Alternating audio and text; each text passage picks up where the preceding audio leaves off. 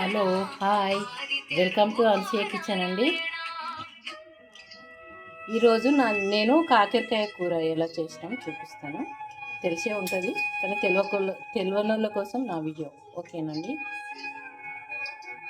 ఇక్కడ కాకరకాయ ముక్కలు కోసి పెట్టుకున్నాను, ఉల్లిగడ్డ కోసి పెట్టుకున్నాను, కావాల్సినంత కారం పొడి, ఉప్పు, అల్లం వెల్లిగడ్డ పేస్ట్ ఒక టీ స్పూన్, తర్వాత పసుపు, ఆవాలు, జీలకర్ర, ఇక్కడ నూనె పెట్టుకున్నాను.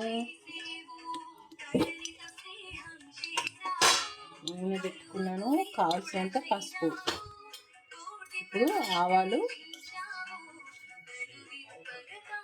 జీలకర్ర వేయటం,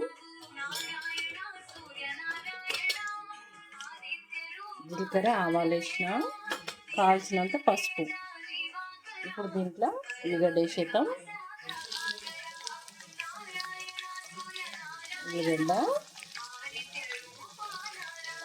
ఉల్లిగడ్డ బ్రౌన్ కలర్ కావాలి. ఉల్లిగడ్డ బ్రౌన్ కలర్ అయినాకనే కాకరకాయ ముక్కలు వేయాలి. ఇది మంచిగా ఫ్రై కావాలి. పెద్దగా పెట్టుకుందాం పొయ్యి, ఇది కొద్ది టైం పడుతుంది. ఇది బ్రౌన్ కలర్ వచ్చినాక కాకరకాయ ముక్కలు వేసి, కాకరకాయ ముక్కలు మంచిగా మూత పెట్టేసి ఉడికిన తర్వాత మళ్ళీ కొద్దిసేపు ఫ్రై చేసిన తర్వాత ఉప్పు, కారం, పసుపు, ధనియాల పొడి వేసుకోవాలి. చింతపండు రసం, కొంచెం చింతపండు కూడా నానేసి పెట్టుకున్నాను. ఇక్కడ కొద్దిగా చింతపండు రసం. ఇది ఫ్రై కానివ్వండి. ఫ్రై అయినాక ఆ ముక్కలు వేసుకుందాం. ఇట్లా కలుపుకుంటే మంచిగా ఫ్రై అవుతుంటుంది. పెద్దగా పెట్టాలి, తొందరగా ఫ్రై అవుతుంది ఉల్లిగడ్డ ముక్కలు. కొద్దిగా ఉప్పు వేయచ్చు, ఉప్పు వేస్తే జల్దీ ఫ్రై అయిపోతుంది. కొద్దిగా ఇంత ఎక్కువ లేదు. నూనె బాగా పడుతుంది కాకరకాయ ఫ్రైకి. కొంచెమే వేసినా కానీ నూనె ఇంకా పడుతుంది వేసుకుంటే. కానీ నేను ఎక్కువ వేసుకోను, మామూలుగా వేసుకుంటా. మరీ ఎక్కువ నాకు ఇష్టం ఉండదు నూనె ఎక్కువ వేసుకుంటే నూనె అనిపిస్తుంది నోట్లంతా. అందుకని ఇది ఫ్రై కానిస్తా. చూడండి, బ్రౌన్ కలర్ అయింది. ఇప్పుడు ఉల్లిపాయలు అయితే బ్రౌన్ కలర్ వచ్చేసినాయి. తర్వాత ఇప్పుడు కాకరకాయ ముక్కలు వేసేసుకుందాం. కాకరకాయ ముక్కలు వేసేసి కూడా పెద్దగా పెట్టి కలుపుతుండాలి. కలుపుతుంటే ఉడుకుతాము, ఫ్రై అవుతాము, రెండు అవుతుంటాయి. కానీ 2 నిమిషాలు అయితే మనము మూత పెట్టి పెడదాం. మూత పెట్టి పెడితే ఈ ముక్కలు కొంచెం ఉడకాలి కదా, మరీ కసకస అంటే బాగుండదు కదా. అందుకని ఎంత ఒక 5-10 మినిట్స్ మూత పెట్టి పెడదాం.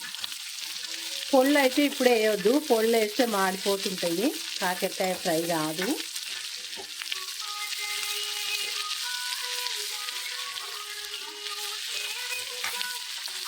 ఇట్లా కలుపు మూత పెట్టేద్దాం. గ్యాస్ని చిన్నగానేస్తాం. చిన్నగానేసిన ఒక 5 మినిట్స్ మూత పెట్టేస్తాం.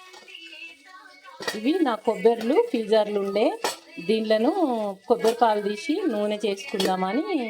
నా వీడియోలల్లో నూనె చేసిన వీడియోలు కూడా ఉన్నాయి, కొబ్బరి చిప్పలతోని.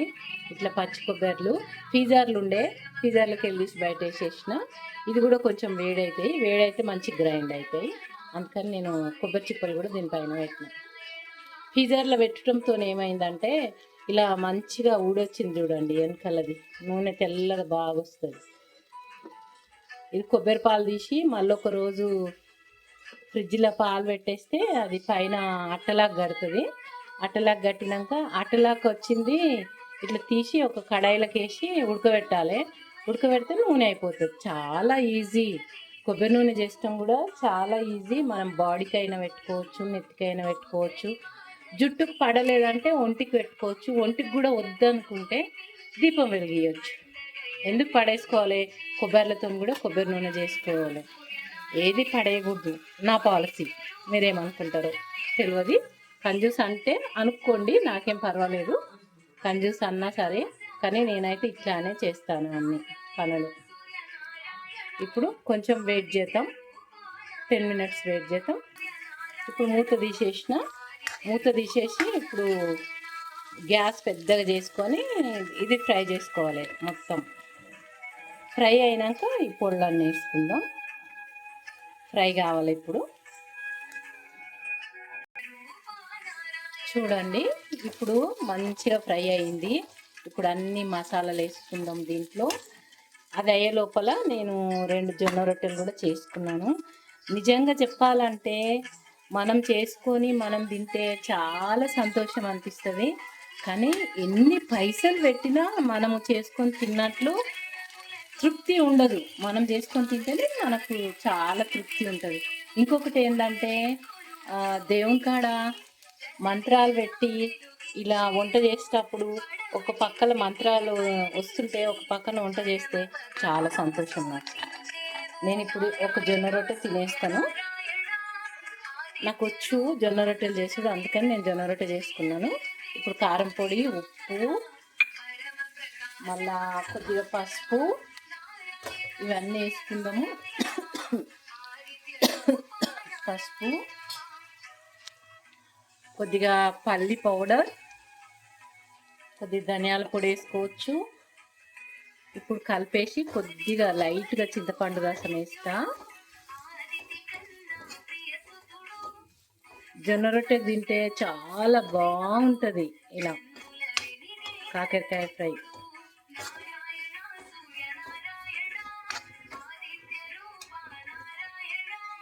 ఇప్పుడు చింతపండు రసం, ఇది చింతపండు రసం కొంచెము జీలకర్ర ఇచ్చినట్లు వేయాలి. 2 చేతులతో జీలకర్ర ఇచ్చినట్లు వేస్తే కనపడదు, ప్లస్ చేదు కనిపించకుండా చాలా బాగుంటుంది అన్నమాట.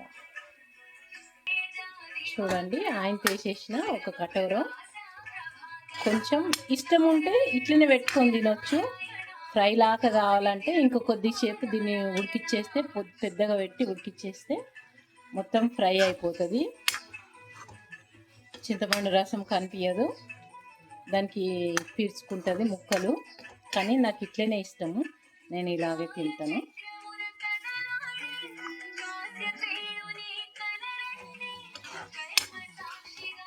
ఇలాగ తింటాను. జొన్న రొట్టె పెట్టుకొని ప్రశాంతంగా కూర్చొని తింటే బాగుంటుంది, మస్తు ఉంటుందండి. ఇలా తింటే ఎంత బాగుంటుంది, చాలా బాగుంటుంది. జొన్న రొట్టె కాకరకాయ కూర సూపర్ అబ్బా. ఇంకొకటి ఏంటంటే మీరు ఇలా వంట చేసేటప్పుడు మంత్రాలు పెట్టుకొని చేస్తే వంట ఇంట్లో అందరూ తిన్నది పేకి పడుతుంది, ఒంటికి మంచిది.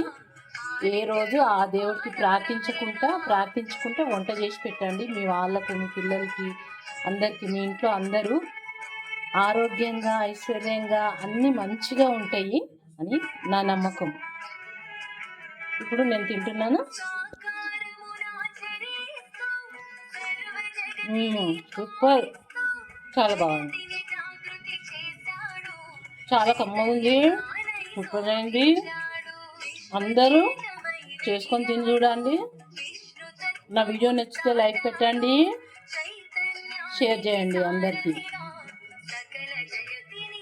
నిజంగా చెప్పాలంటే మనం వండుకొని మనం తింటే చాలా కమ్మగా ఉంటుంది. ఓకేనండి.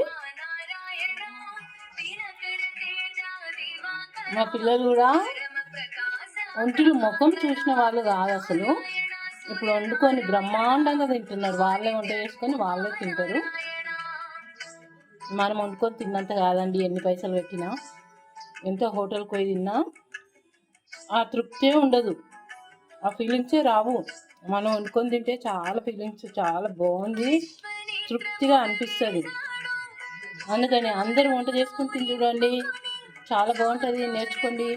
కాకరకాయ కూర చాలా బాగుంటుంది, సూపర్ అండి. ఓకేనా, బాయ్ బాయ్ అండి, బాయ్. నచ్చిన వాళ్ళు సబ్స్క్రైబ్ చేయండి, తప్పకుండా లైక్ పెట్టండి, సబ్స్క్రైబ్ చేసుకోండి. నేను కొత్త వీడియో పెట్టగానే మీకు వచ్చేస్తుందండి, అందుకని చెప్తున్నా పదే పదే. ఓకేనా, బాయ్.